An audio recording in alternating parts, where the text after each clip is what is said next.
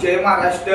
आता आपण जिजाऊ वसतिगृह शिंगणवाडी कोळे या ठिकाणी आहोत, तालुका कराड, जिल्हा सातारा। जिजाऊ वसतिगृह खरंच या ठिकाणी आज आम्ही आमचे बंधू मित्र प्राध्यापक पैलवान शुभम पाटील यांचा वाढदिवस होता आणि ते मला म्हटले की सर आपल्याला इकडे जायचं आहे, म्हणून आज आम्ही त्यांच्या वाढदिवसानिमित्त या वसतिगृहातील अनाथ मुलांच्यासाठी काहीतरी भेटवस्तू घेऊन या ठिकाणी आलेलो आहोत।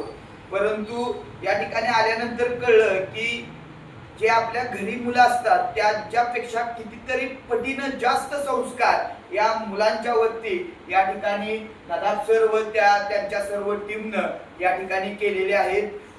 त्या मुलांचं राहणीमान पाहिलं, त्यांच्यावरचे संस्कार पाहिल्यानंतर खरंच वाटतं की भारत देशात सरांची सारखी लोक आहेत, म्हणून हा देश आता एक चांगल्या स्तरावर आहे हे बोलण्यास काही वावगं करत नाही।